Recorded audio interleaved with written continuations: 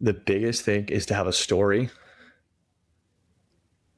and know your data, because you could go invest tons of money in this, and if your data is just swampy, you're going to have a swamp. When I say know your data, clean data, marshal data, and I know that sounds like a very pipe dream, but get your identity data right first. And what does that mean? So how many companies onboard people without doing verification or proofing? In the workforce, a lot. They take HCM systems word for it, like, yeah, I proofed the person, they faxed me over the I-9s and the license thing, manual entry. I mean, let's face it, it's public knowledge that there are some countries that are coming after domestically, and they're faking documents. Gen AI is a thing. It's very easy to fake stuff now, right? So getting that right at the entry point makes everything else clean and simple. But if you get it wrong at the entry point, you create a fractured web of just distributed nonsensory. And yes, you can trademark that word and use it royalty free, but you want to create line segments. Like, you want to have event, data, event, action. But if you have, is this Jeff? I don't know. But if you give Jeff the wrong entitlement, security risk. If you onboard Jeff twice, now I have 18 accounts to worry about. So in a way, if you get your data right, you can decrease your spend across the board on PAM, IGA systems, account management. You won't have account drift. You won't have account sprawl, role sprawl. All those are real problems. They always start at the base foundation of your data. Like, know your data.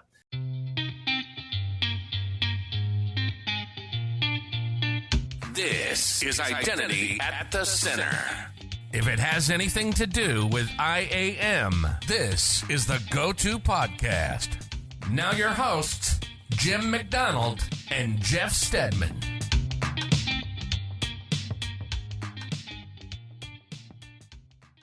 Welcome to the Identity at the Center podcast. I'm Jeff, and hey, you're not Jim. Who are you, stranger? Not Jim. No, you're Sean O'Dell. You're an identity guy at Disney. You're going to be my co-host today. Jim is on assignment, as we like to say, in the press business. So he's got the night off. You and I are going to record something here. So I'm going to have to swear you in, because we're going to have to make sure that this is official. So I'm going to have you repeat after me, Sean. I state your name. I state my name, Sean O'Dell. Of my own free will, I'm here on the Identity at the Center podcast. Of my own free will, am here on the Identity at the Center podcast. The views expressed here are my own and do not necessarily reflect that of my employer. The views expressed here are my own and do not necessarily reflect that of my employer. You got it. It's official. Welcome to the Identity Center podcast, Sean. Again. Good to be back on again. Pleasure. So it's been about a year since you were here with us. We were talking here before we hit the record button. 1 year and 1 day since our last episode went live. And I'm not going to make you relive your origin story. I'll point people back to episode 255. That was back in January 2024. This is going to be episode, I think, 328. So we've been rolling along here. I guess, give me a little bit of update before we get along. Anything new in your world that you want to share? I now have 2 kids versus 1. So I have Kelly Ray, named after, Ray, because son's name is Luke, named after, obviously, Luke Skywalker. New stuff at work, but just more responsibility, doing more cool stuff. But other than that, I mean, taking more of a role in the industry, working more closely with the likes of like Atul, Toshiba Gwale, Ian Glazer. Doors opening a lot for stuff in OIDF. So I'm pretty excited about it, honestly. And it's like, why I'm here talking to you about this exact topic is because things are starting to all meld together. So I thought this would be a good topic to bring to the greater population of people. So a lot of stuff is changing, but it's for a lot of good stuff.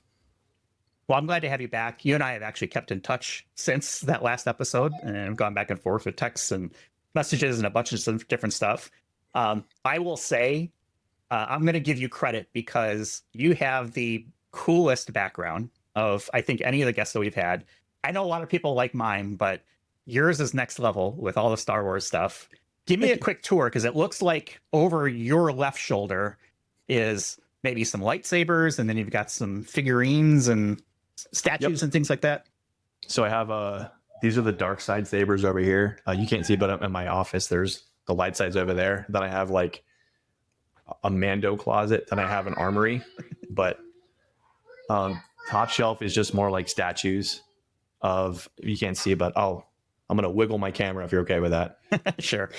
There's like Ahsoka and Rey and Ahsoka, but then the middle one is more of like my Clone Wars army. Then that's like the traditional Jedi, and the bottom shelf is the dark side. But can't go that low because I mean, unless you're okay with it. So let's see how it turns out. But there's the dark side stuff. You have the Royal Guard and more stuff. But I've always wanted to, and since I was a kid, like love collecting. I have all the old toys, but I have a very, very forgiving wife who allows me to do this. So I love having it. It's my thing. It's my vice, you know. It's pretty cool, and definitely forgiving a partner is always helpful with that. I also hear some younglings or Padawans rolling around in the background, so they've started their training early, I assume. They have. They're earning their both their IAM certificates and their Padawan training certificates at the same time. So, well, sounds pretty happy about that one too. The last time we were met in person, I guess, would have been probably in the fall, and you and I were at Identiverse. And are you going to be at Identiverse again this year? Yep. Okay. And I assume you're going to probably be looking to get on the schedule, do some things. I know this stuff haven't been announced yet, but I'm sure it'll be fun. So people who missed it last time, you were nice enough to ask me to host a panel around shared signals framework and CAEP. And I thought it went really well. We had a full room. I think a lot of good questions come out of it. So it was enough to where the Q&A format that we did, like you asked some great seating questions, but then it just took off, and shirts didn't, the shirts didn't hurt either. But I think the format went very well. I submitted for another panel, so if it gets picked up, who I'm going to call to come moderate. So I can't wait. So we'll see if it gets picked up, but hopefully so. Well, I'm happy to do it. So you let me know and I'll be there for you. I'm going to be at EIC for the first time, 2025 in Berlin. Have you been to EIC before? European Identity and Cloud Conference? No. It's hard to travel across the big ocean when you have a 3-month-old right now. Can't really do that. Yeah, I can see that. It's also expensive too. So we're figuring that one out. But Jim and I are planning on being out there. Give people a heads up. It's like, hey, we're going to be out there in May. We've got a discount code. So if you're going to be at EIC 2025, it's May 6th to the 9th in Berlin. I've mentioned this on previous podcasts. My first time going to Berlin, so I'm very excited for that. And I'm probably going to hit Europe at large around there. Not sure yet what I'm going to be doing, but I know that like Amsterdam is on the table, maybe Denmark, somewhere in that area, maybe somewhere like Munich. So still figuring it out. But you can show support for the show if you want to register. We've got a discount code. It'll be on our website, right on the homepage. It'll also be in the show notes. But if you use the code IDAC25MKO, that gets you 25% off. So be sure to use our discount. Take advantage of free savings. Doesn't cost you anything, and just show support for the podcast here. So I appreciate that. If you guys, I know you're a foodie. I am. Europe, unmatched. The food is amazing there. I'm looking forward to the food. I think that's the one thing that is always unique when you go somewhere new, and if there's local, regional type stuff. And we actually had Martin Coopringer on here last couple weeks ago, I think it was at this point. And so I asked him some questions about that. So if you've got food suggestions, hit me up on LinkedIn, especially in the Berlin area, because I'll be looking for stuff to do while I'm there for that EIC week. So yes, thank you for bringing that up. I had some of the best carbonara in Berlin. Really? Which is amazing. I don't even understand how. But then I went to Italy and had chef's kiss. It's like, yeah, stand back. Hold my jacket here while I make you real carbonara. I introduced you as an identity guy at Disney. Help me understand what an identity guy does. Maybe just kind of level set and kind of provide some context around sort of your background. So my official title is Senior Staff Security Engineer for Consumer and Workforce. I am, because identity and security should be blended into one domain. I think most companies are going that way. Anyways, I traverse the consumer IAM domain at Disney. I work a lot with a lot of you may know him, Chuck Mortimer. He did a lot of stuff with OAuth. And on the workforce side, every global brand you can think of at Disney, I have my hands in the pie of IAM. Pick the flavor of domain you want to talk about: provisioning, LCM, SSO, auth, factor management, all of it's there. So my scope is a global, so I don't really have like fix this one use case. It's more like, here's this problem for 100,000 people, go after it. So it's a lot of fun. Every day is different. Learning a lot that identity is the lifeblood of the business, and it all starts there. Identity is intertwined in almost everything you do at a company. So it's very tangential, and it's also important to not get wrong. Yeah, kind of important. Yeah. I would say it's at the center, right? We call the podcast for that reason. And I don't know about you. I did not say that out loud, but it is at the center. You're correct. Yes. Cha-ching! That trademark. You have to give me a nickel every time you say it. I have seen, at least, from my clients in my day job and things like that, and other people I've talked to, where it seems like identity is having a little bit of a moment here, where the recognition, I think, is starting to get to what I would call the appropriate levels, even within an organization. Say, oh, this is something we can't skimp on or wait on. We've got to get it right. And it could be for any number of reasons, right? It could be security, it could be compliance or risk type things, or it could even just be, hey, we need a better user experience for our customers, right? Things like that. Do you see that same sort of trend in your travels and discussions with other folks in this space? I do. I used to always think consumer identity got all the bang for the buck, all the money because of the user experience, but it's traversing into workforce. A lot of the stuff that you're seeing, like in the consumer world, you have like consumer data platforms. You want to know the 360 view. You want to have the 360 degree view of your customer to know how you upsell, market, cross market, make money, right? Same concept in workforce. You want to know what your workers doing, why they're doing it, how's it more efficient. Like if you can drive down login times 10x, that's efficiency. If you log in less, you can be more productive. And everyone's talking about AI now. You have to know what a worker's doing, because if you start offloading work to a bot, you got to understand, is it ethical for that bot to do what that person's doing? But AI is a different conversation. Not why we're here. But I do see it very much so. And across many travels I had with a lot of friends who work at different companies, they're seeing the same thing. They really are.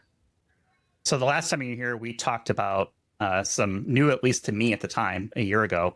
We talked about shared signals framework, SSF, and continuous access evaluation protocol. I got it right. CAEP is how we pronounce it, CAEP. I want to take a stab at sort of summarizing it real quick, and then you can tell me if I got it right, because I feel this is an area that people are still kind of trying to get their heads around and understand. But I see this as potentially a next wave that we're going to see here in IAM. But let me start with SSF. It's basically a standardized messaging system that allows different security platforms to share threat information in real time. And I guess maybe not necessarily threat information, but share information in real time. Yeah. Stated a little bit differently. It doesn't have to be a security platform. I could just be platforms. Mm-hmm. But you're spot on. And I guess is it similar to what people might think of maybe like a service bus or a messaging bus? The messaging bus is how you orchestrate it. The framework is how you talk the same language. Because like to get to zero trust, people got to talk. So if you speak Japanese and I speak English, I got to translate, right? Mm-hmm. But as long as we speak the same framework, it works out. So if you're company A and I'm company B, and I send you these three things and these three things together, these things map. So we're good to go. So the messaging bus is more about how you orchestrate it. The framework is more about how you talk the same. Okay. And then CAEP, or Continuous Access Evaluation Profile, is basically leveraging SSF, I got the thumbs up, thank you, to continuously monitor user access, user sessions, things like that. And then because it's an event, you're able to do maybe more dynamic things like access controls, or just sharing that, hey, this particular thing happened, and you share that on using SSF. Other things can pick up on that and do what they want with it or not, right? Spot on. Very session based, very, very user heavy. It is a layer on the framework. You're correct. CAEP can be done with more than just users, though. It's identities. So you can do different things like groups of people, like or units. You can do people. You can do IP addresses. You can even do machines if you wanted to. Not there yet, but you are spot on. about it. You are absolutely correct. So Jim and I had this conversation a little bit. I'm going to throw something out there that we haven't really had a chance to talk about, but can non-humans have an identity, or is identity reserved for humans? I'm going to channel my inner Dean here. Non-humans can have an identity, but not every non-human identity should be backed by a carbon-based identity. I like that description, actually. That's pretty good, because I feel like there's a delineation between identity and account, or whatever thing you want to call the access vehicle of how you authenticate to something. That's the way I look at it. Okay, we're going to stop there because I'm winning now, because that means you agree with me and not Jim. So sorry, Jim. I am Jim. I'm acting as Jim. The other thing that I've noticed is interop events seem to be picking up for SSF, and I guess maybe CAEP by extension is part of that. There was one at the Gartner conference late last year that I know, like, Mike Kaiser was a part of. And I guess, tell me about these interop events. Like, what are these things, and help other people, normal people, understand what value they provide to framework developments like SSF and CAEP. So the interoperability events that happen at Gartner, I mean, they're huge. There's one happening in London as well. The last one was at Dallas. Huge turnout. I mean, it was magnanimous here. So Mike Kaiser was there from SailPoint. Atul Tulshibagwale, the godfather of CAEP. He works for Signal. He was there. He was blown away by how many companies and how many vendors have adopted it and are promoting it. It was, again, immense. Like, I know I'm like touting it, but it was like, when he gave me the readout, I was just like, wow, this many people.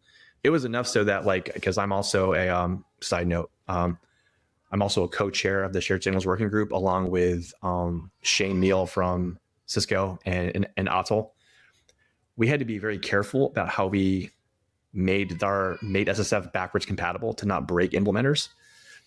So the interoperability event is there to really understand how companies can share security information and demonstrate how, like, vendors that support it can help you achieve zero trust principles. Because, again, the best way to link zero trust and, like, CAEP-ish things is what we're here to talk about is you never trust, you always verify.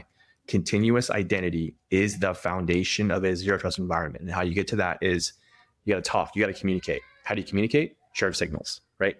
CAEP events ride on a shared signals framework. So that interop event is, how do you share things like session revoked, assurance level change, token claims change, session presented, session established, or risk level change. Those are all CAEP events. But if I send you an event, Jeff, that says, hey, this guy Sean looks suspicious, you're like, oh, I have Sean on my system. Nope, Sean's gone. But that's hard to do, because you'd have an API, I have an API. How do you speak this language, I speak this language. Whereas CAEP gives you the mechanism, whereas SSF gives you the highway to say, how do I communicate? And so I know you weren't able to make the one in Dallas because you were introducing, new members of the family to your side. What, I guess, take me behind the curtains if you can. Like, do you know what takes place in these things? Is it basically a bunch of people talking? Is there, like, demonstrations? It's actually, you're right. It's demonstrated. So they actually get a room there, and they set up tables, and they actually showcase, like, here's how this works. Like, no smoke and mirrors, like actual hands on keyboard. Like, watch this. Cisco interrupted with vendor company A, for example. And I'll use Atul and Shane, for example. Cisco and Signal can talk, right? Or, like, to be very agnostic here, Microsoft Okta can talk, Okta and Ping can talk. I'm not saying they can or they can't, but just it's that kind of a situation. So company A can do it at company B. It doesn't mean that there's not political or legal barriers, but you've demonstrated the ability that I can share with another company.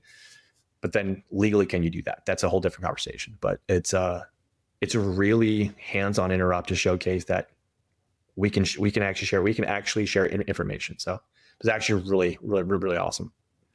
I'm convinced that this is really important, and I don't know if people really understand it yet, because it probably won't manifest to normal IAM people like me into products probably for a little while still yet, while products are being updated or developed to take advantage of it. But the idea here of having sort of this shared language and being able to take the best out of different products and combine them in new ways that we just haven't been able to do before because everything's been so siloed and proprietary. I don't want to sell this short because I think this is really a really exciting development, and it's going to be open up a lot of eyes for people. Am I drinking the Kool-Aid too much, or are you with me? Thumbs up. I'm right with you. It is going to breed interop because not every company is going to be all in this vendor. They're going to be, I have a suite of vendors, or I have a suite, and it's going to force standards to work because I keep saying this, standards will set you free. If you adopt a standard, it works, right? So on the timeline of kind of where we're at as a industry, where do you see us now? Because I feel like maybe we're on the bubble of maybe another era or another phase or a coming phase that might be coming through IAM. But help me understand, like, where do you see IAM today for people? It's a very loaded question. And it's actually a good question too. I think where we're at right now is we're in a mixture of like an admin and runtime. So we're still very much like offline back office happens before login. And then there's the runtime that can't ever go down. Like I got to log in. I have SSO. I need access management. Like, and the admin pieces are more like your IGA stuff, like your provisioning, your role management, your access request, your certifications, PAM-ish things, PIM, privilege identity management things. So it's like an awakening, like the calm before the storm. But right now, we're still very much between runtime and admin time. And it's starting to creep into efficiency of work and even security, because stateful entitlements that last for years as you travel between jobs or job titles in where you're employed, you shouldn't have access to things if you change job roles. But right now, that's on your new hire manager to say, "Ooh, Sean left his job A to job B. Go revoke roles or entitlements." We both know that never happens at companies. It just doesn't happen because they just don't have the cycles, right? Or they forget, right? Humans involved. Humans are going to human, as I like to kind of put it. Go ahead. No, we're very much at that pre-Renaissance layer. Like it's like, okay, we got to do something. We don't know what that something is yet, but it's something. I like that description though of admin and runtime, because I think that maybe helps people understand. It's like, yeah, admin, right? It's people doing stuff, and they're doing it to the best of their ability, I hope, right? Or at least best effort. And you're only as fast as the humans can do it. This idea of runtime, though, I feel like it's like this is where the puck is going in hockey, and we're skating towards it. So this idea of runtime is, I'm assuming, things like automation and more data driven, or maybe it's more event driven, right? And leveraging things like SSF and CAEP and other things like that. Is that fair? Are they this? If I say something is event driven or data driven, are they the same thing? So one quick terminology change there. The runtime is more of like where we're at now, like login. Okay. Moving towards event driven, you're correct. And now your question is it event driven or data driven? The answer is yes. Chicken and the egg, carrot and the horse, peanut butter and jelly. Which one you put on first? We're very much there. We're most companies that I have people that I'm friends with in, they're doing it. They just don't know they're doing it, or they're doing it in pockets. Like, oh, I had this side project, this thing. They're like, oh, I have this data feed coming in. You're doing it. You just don't know it. So if you're making decisions off of data and taking actions on it, you're essentially doing event-driven IAM, which is AKA continuous identity management, or whatever Gartner wants to call it. Ian Glazer and I both talk like they will fix the terminology. We're just going to call it one of those two things, and hopefully it sticks. And if it doesn't, great. We'll pick a new buzzword, right? But you were right. You need data to drive events, but in order to get data, you need events. So chicken and the egg, right?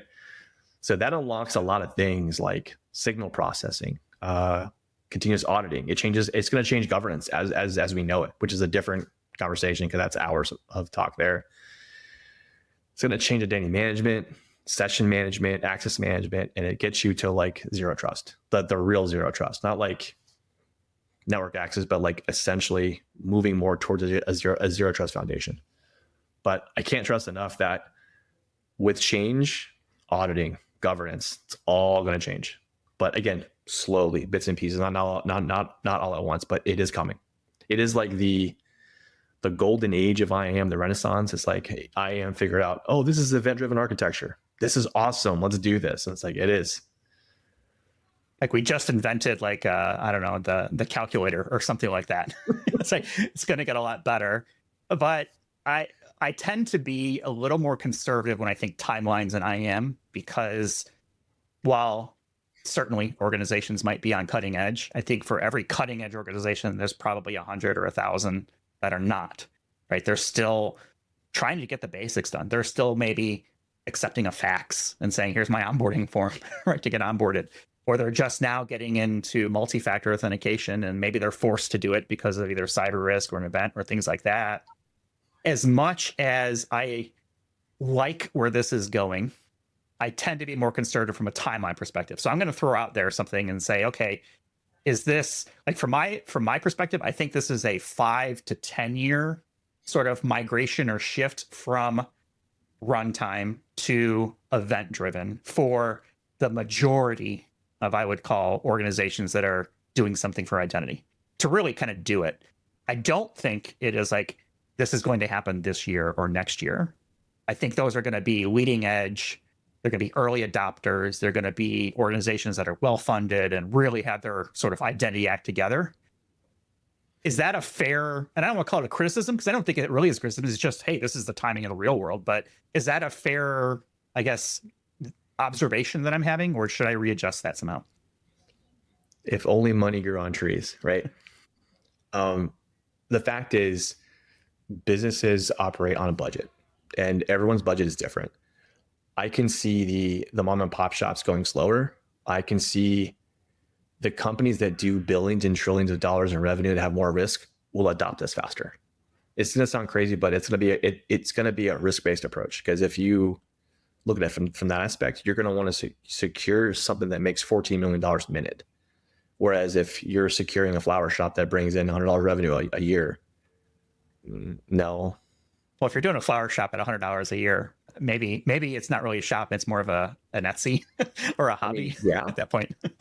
but you make a solid point where I don't think it's 5 to 10. I think it's 3 to 5. You think really organizations will move that quickly onto this?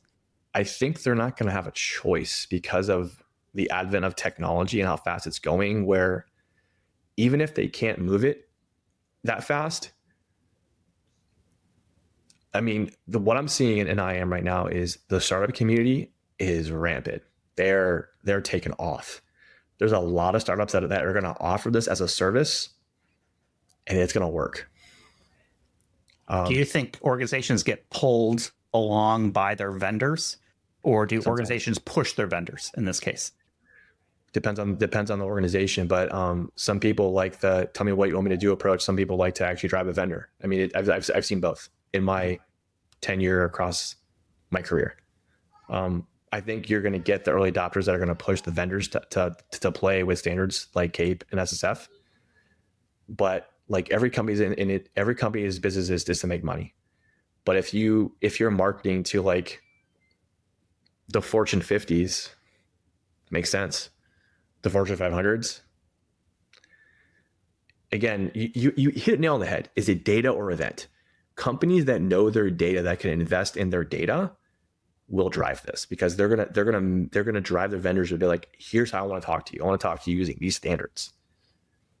Then at that point, this sounds very draconian, but things like your IDPs, your PAM systems, and your IGA systems become appliances, but they're important appliances. It's not going to be like a converged solution. You're not going to have like, oh, vendor A does all my stuff. That ship is sailed, I think. Again, my opinion. Again, it can work for some companies, but not all. Well, you kind of hit where I was thinking here is it is a data problem to solve for. A lot of organizations just don't have good data management. Or maybe they're collecting and haven't done anything with it. So now we're back to that chicken egg of events generating data, being able to generate more events, right? Things like that. In the real world, what do you see as like, okay, you need these things to really think about this next step when it goes to event driven? Is it go get your data? If you're talking to the millions of Identity Center viewers and listeners, and they're like, Sean told me to go do this so we could set up for the next stage, which is this. What is this? And then. The biggest thing is to have a story and know your data, because you could go invest tons of money in this, and if your data is just swampy, you're going to have a swamp. When I say know your data, clean data, marshal data, and I know that sounds like a very pipe dream, but get your identity data right first. What does that mean? So how many companies onboard people without doing verification or proofing? In the workforce, a lot. They take HCM systems word for it, like, yeah, I proofed the person, they faxed me over the I-9s and the license thing, manual entry. I mean, let's face it, it's public knowledge that there are some countries that are coming after domestically, and they're faking documents. Gen AI is a thing. It's very easy to fake stuff now, right? So getting that right at the entry point makes everything else clean and simple.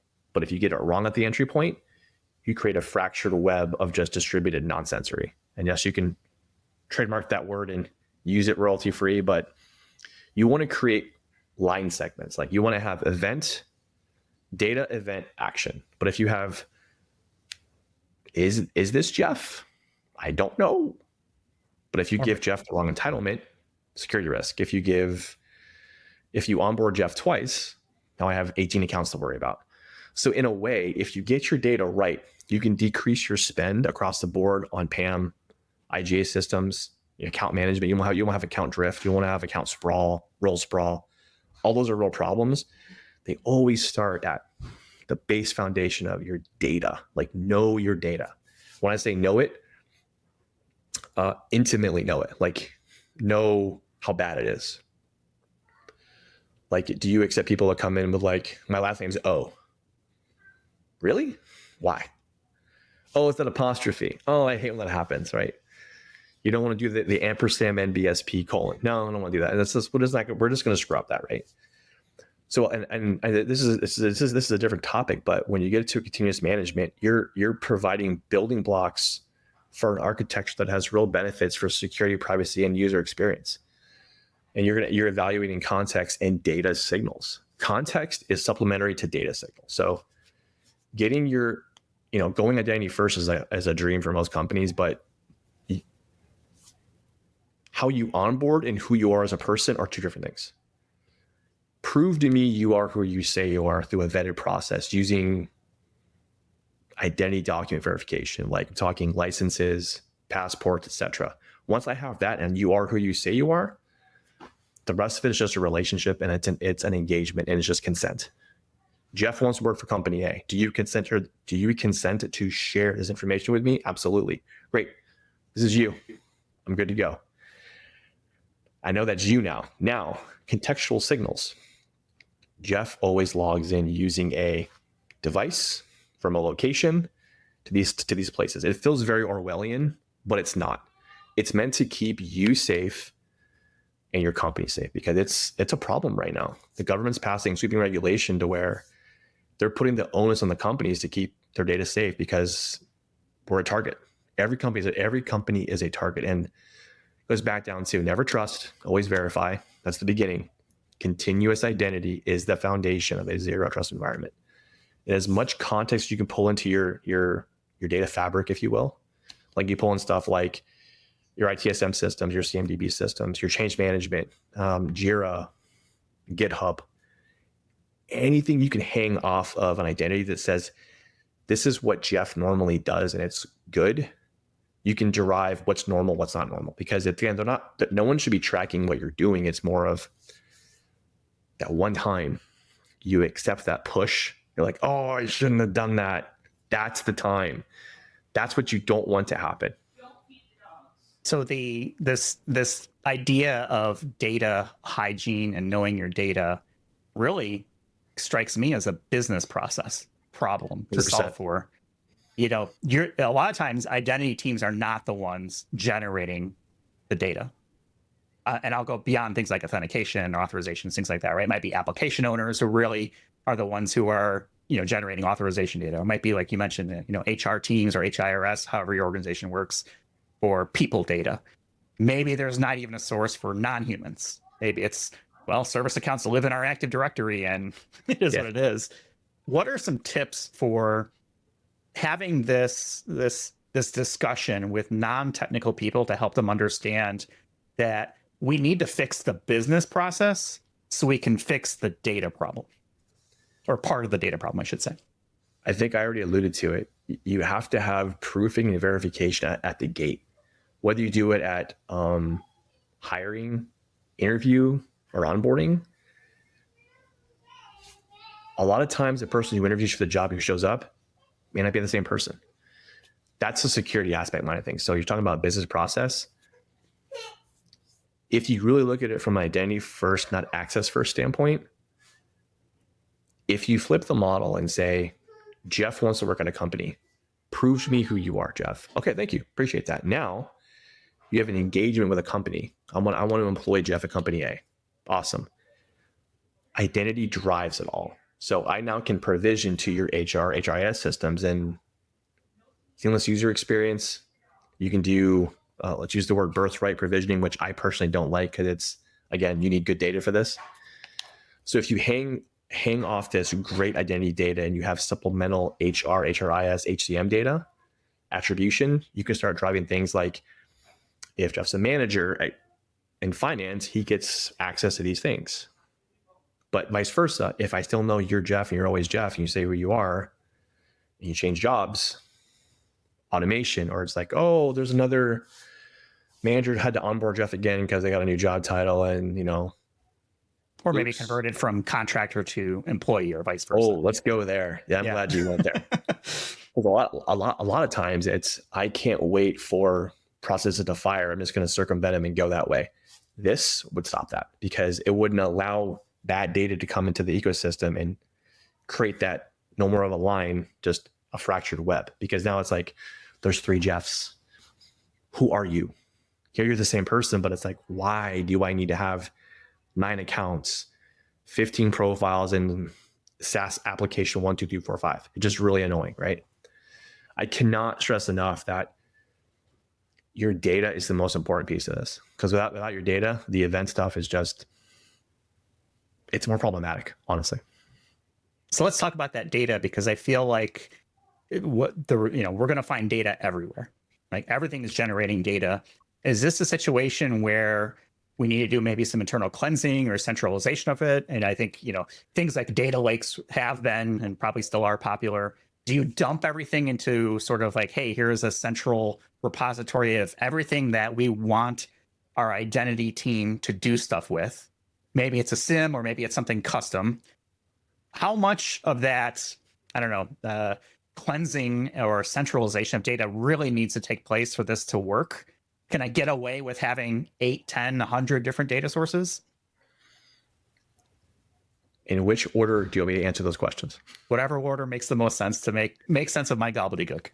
So Ian and I have talked about this ad nauseum. There's a need for a schema. So that'll be a different conversation for hopefully a different podcast. But let's just pretend that there's one out there. The reason why you want to centralize this, it's for taxonomy and single pane of glass. A lot of companies want to get to the question, who has access to what, why, and when, and who did it? That is the easiest question to state and the hardest to answer. I'm sure, Jeff, in your travels with your clients, is like, yeah, everyone wants to get to that. Yeah. The answer is usually like, IGA can do this. No, it can't. No, it can, but it can do parts of it, but not everything. Exactly. Mm-hmm. Exactly. So how many sources do you pull in? That is a very subjective answer. I would start with separating identity from HR, because the two are not the same, and they should be treated mutually exclusive. Because here's a use case for you.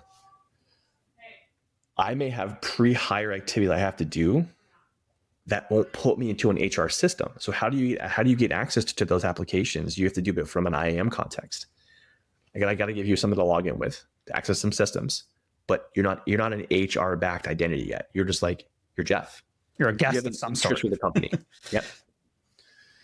You're interested. So that's the first concept, is like, get that right. And that comes back down to how do you ingest that? And that's a 4-hour conversation. But again, you could do proofing, verification. You could just have a form, Excel spreadsheet. Don't recommend any of that stuff. It's bad.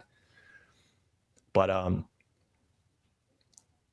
going identity first solves a lot of this problem, because this isn't a knock on anything in HR. It's just they don't vet it. Like, you get a request in and it's like, hey, I'm a hiring manager, hire this person. Cool. Save. They don't check. I don't know if that's fair, because I feel like our HR people out there do things like I-9s, at least in the US, right? Kind of initial verification. No, they do. I'm with you in that it doesn't take place past that first day. Correct. But let's play your contract to full-time employee case again. I'm converting. Take your Workdays, your SAPs, your Bumblebee, your Bamboo software. The stringent security model you have to have an IAM does not exist in HR systems, because that's getting you into their system to do their stuff. But if your HR systems get access to things, you've opened up a can of worms. And to your point, it's not fair to say all HR employees or all HR workers don't validate or fact check it, but talk to practitioners.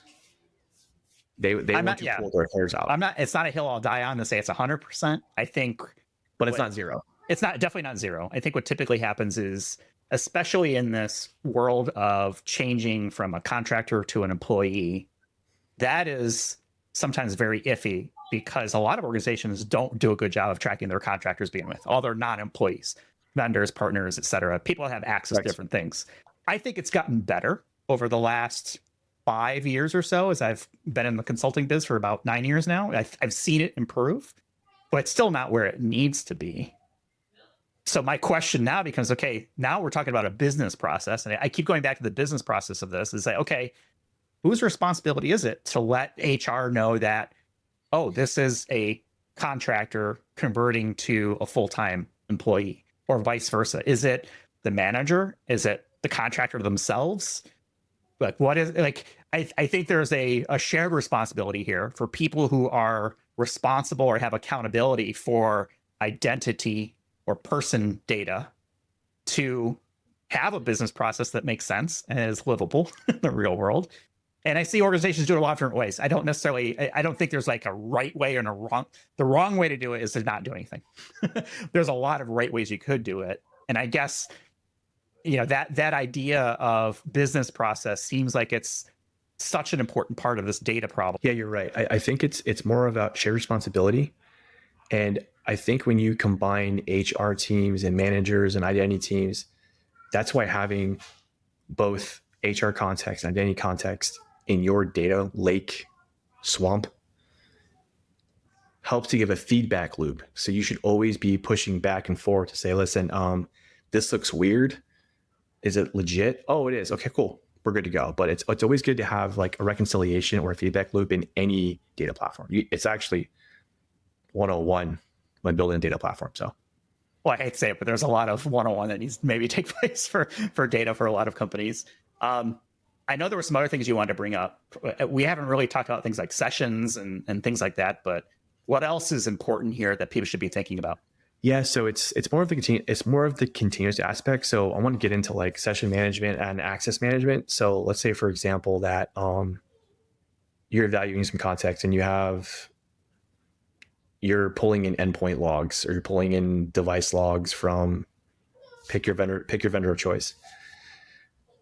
This is the whole problem of like some really big companies that are in the news for security incidents that happened. And like, you can keep this very, very high level. When you have context coming into your fabric and you know that something looks anomalous, you now have the ability to start revoking sessions. Now, is it just like, oh, put this into a data lake and it magically happens? No. But this comes back down to like all of your IAM systems become appliances to help you orchestrate session management. So an example, if I know you continually come in from North Carolina on an Apple device, it's you. But if I see you all of a sudden coming in from Nebraska, Texas, you travel a lot. Okay. But ordinarily, same things. But what this gives you is session management at scale, which is very hard to solve in identity right now. So that's one example that I think is tantamount. Another good important one is I'm going to say identity management. And what does that mean? So not only can I revoke things, but this is going into like the CAEP-ish things. But if I know that you're constantly under attack, like everyone's going after Jeff because he has privileged access to a ton of stuff, and they're spraying it across the board. And let's say, forbid, someone grabs your session, has your token, and they're just going after all your apps. Not only can I revoke it, but now I can be like, oh, there's a pattern here. There's a behavioral pattern that they're going after this. I now can turn your accounts off, revoke your access. I can call your IGA platform and start revoking all your roles and entitlements to keep the company safe and keep you safe, because you may not have done it knowingly, right? So there's access management pieces to this in the continuous aspect where the data fabric, the ingest of data signals gets you more secure, but it also gives you the ability to start being dynamic. And this is Jeff. We'll just use Jim because he's not here. So sorry, Jim. Jeff and Jim are of like roles. When you have a data lake and you collect, like, Jeff's a manager, Jim's a manager. Why do you have access to 500 systems and he has 5? Who's right, who's wrong?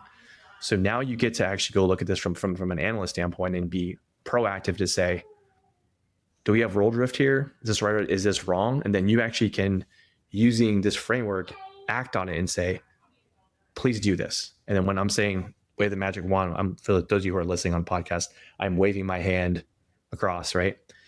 Now you can use your IDPs, your IGA platform to say, remove them from group A, group B, remove them from this role, remove these applications.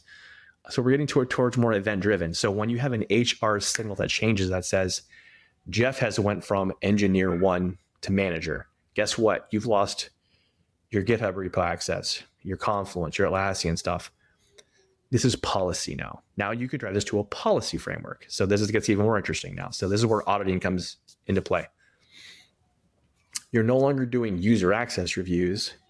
Your policy states that any manager in this company is baseline access. Any engineer is baseline access. So if I have an event that comes in and says, job title went from engineer to manager, policy happens. Now, when your auditors come in and say, I want to evaluate user access reviews, you're like, you don't have to.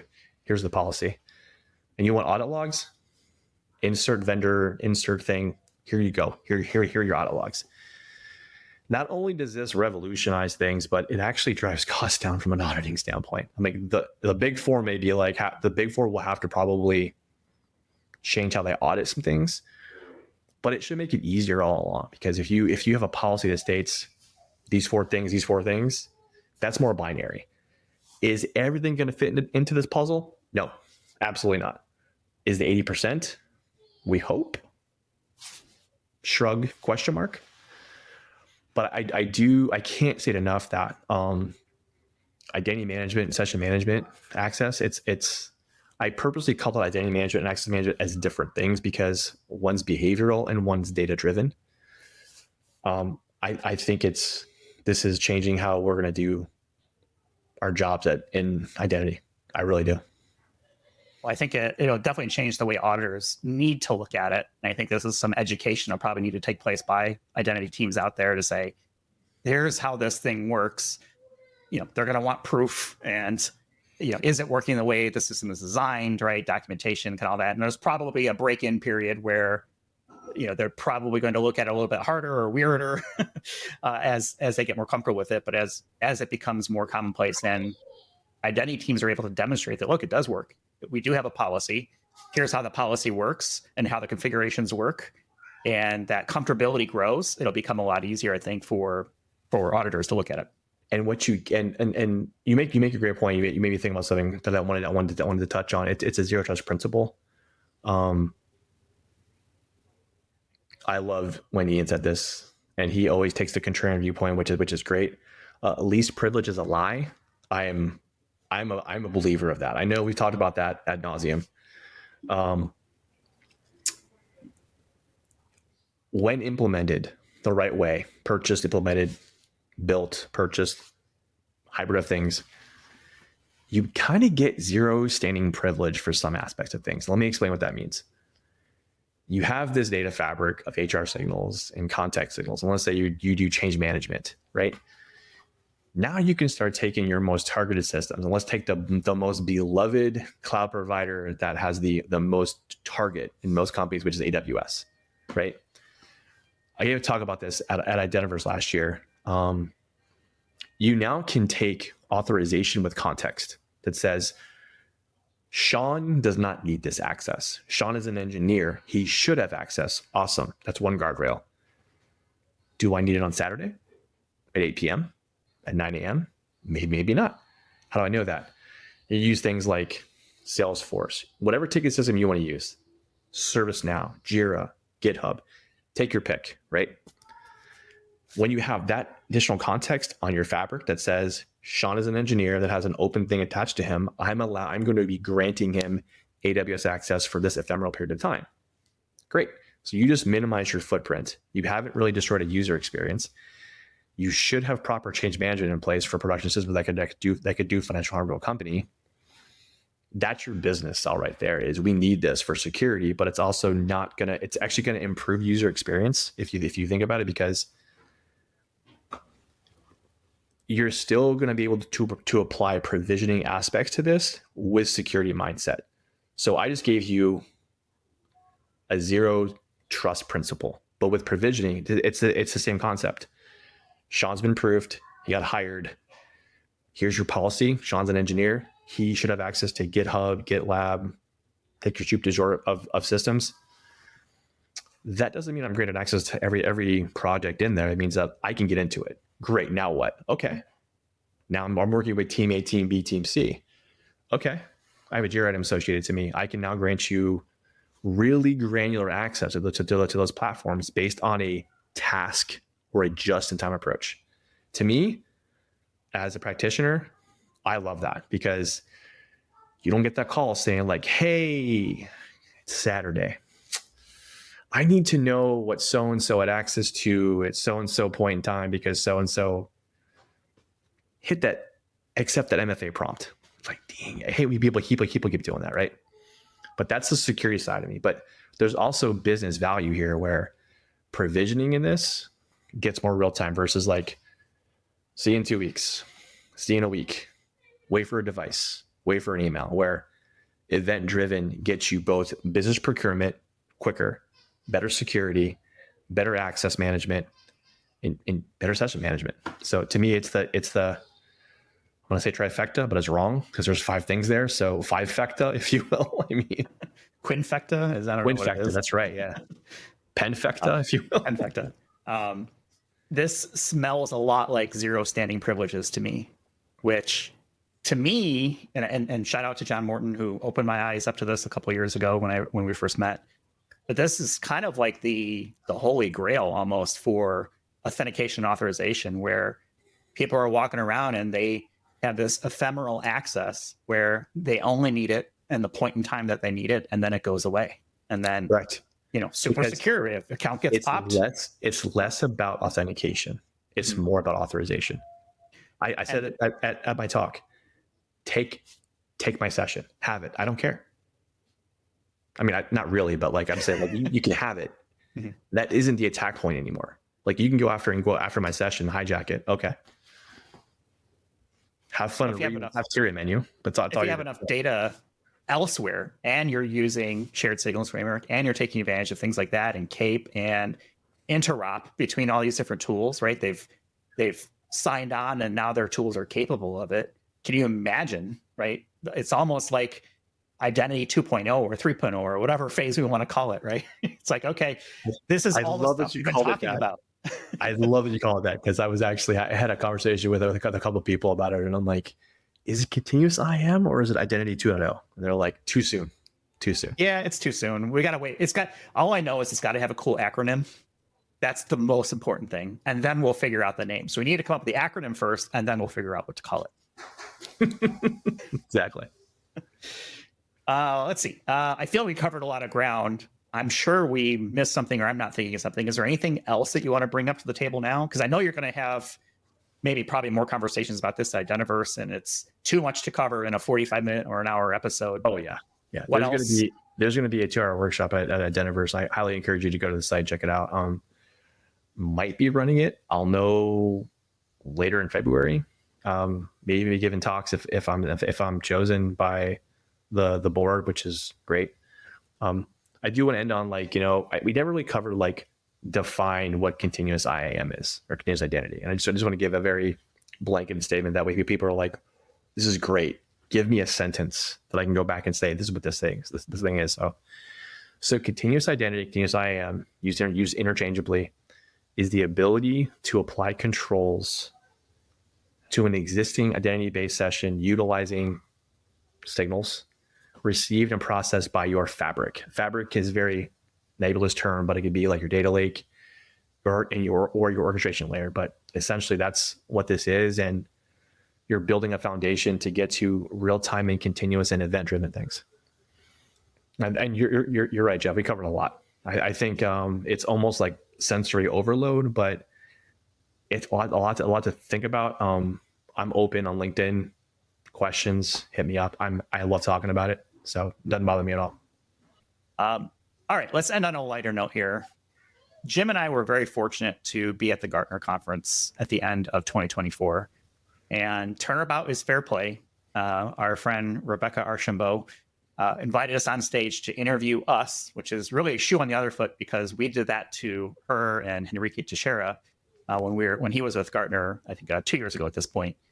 And so we had this conversation, kind of, learn more about kind of like what do we do in the podcast and some of the interesting stories we had. So it was like one of the last sessions of the event. So thankful for all the people who showed up for that. And I think we had a really good kind of fun discussion. One of my favorite things that I've introduced to the show over the years has been this lighter note, because it lets me ask really challenging, interesting questions. And this is one that I brought up to the audience, and I've brought it up before in the show. And so, Sean, I'm going to ask you. This is a profound question of, if you were a potato, how would you want to be prepared? Initial thought is not like Mark Watney on The Martian. Okay. That's bad. So don't like that. So there's a couple ways you could take this. And I shared my thoughts on this with the audience at Gartner, but do you take it with the idea of, what's delicious, right, in your mind? Like, what's your favorite style of potato when you eat them? Or do you take the Jim route, which is, and Jim McDonald, as in my co-host, is he thinks about it from a pain perspective. What is going to be the least painful way to go as a potato? And there's other variations on that, but those seem to be the two most common. Yeah. I was thinking raw, but that's not how you serve potatoes, because no one eats a raw potato. That's just not happening. Somebody out there, the raw potato gang, is getting ready to send you a bunch of DMs and messages on LinkedIn. I'm almost leaning towards loaded or mashed, and I think I'm going to go with mashed because it is the most delicious. I love mashed potatoes. I love potatoes. So butter, cream, potato. It's the simplest thing. It goes with anything. It goes well with all the things, and it blends well. So that's my answer. You can eat just that and have sustenance. Yeah. Potato, the perfect food. I don't know. Maybe that's our next podcast episode. Also, because my kid loves potatoes, so he's like, potato. I'm like, okay, we're good. I mean, it's hard to beat a McDonald's French fry. I feel like when it's prepared and fresh, that's really good. I'm an au gratin person myself, so I like kind of a cheesy potato, experience, as I'll call it. It's good too, yeah. Hash browns are really good. A nice crispy hash brown. I mean, I could go on and on for hours. Maybe we'll make it potato at the center You're making me podcast hungry. at some point. Potato at the center. That's funny. All right. Well, you're hungry. I'm hungry. We've been talking here for a bit. I do appreciate you coming back. I'm looking forward to seeing you at Eniverse later this year. And congratulations on the new addition to the family. And again, very cool setup you got behind you. So if you're listening to this, hop on over to the YouTube channel and take a look at Sean's background. It's rife with Star Wars stuff, which is super cool. Thanks. We'll go ahead and leave it there for this week. As I mentioned, I'll have links in the show notes for your LinkedIn profile, Sean. I'll also have a link for our discount for EIC. Again, IDAC 25MKO. What else? Links to Jim and I. And yeah, like, subscribe, do all that fun things that are great for social, and share it with friends and enemies. I don't care who you share it with, as long as they listen and or watch. So go ahead and leave it. Thanks everybody for watching and or listening, and we'll talk with you all in the next one. You've been listening to Identity at the Center. We hope you've enjoyed the show. Make sure to like, rate, and review, and we'll be back soon. But in the meantime, hit the website at identityatthecenter.com. See you next time on Identity at the Center.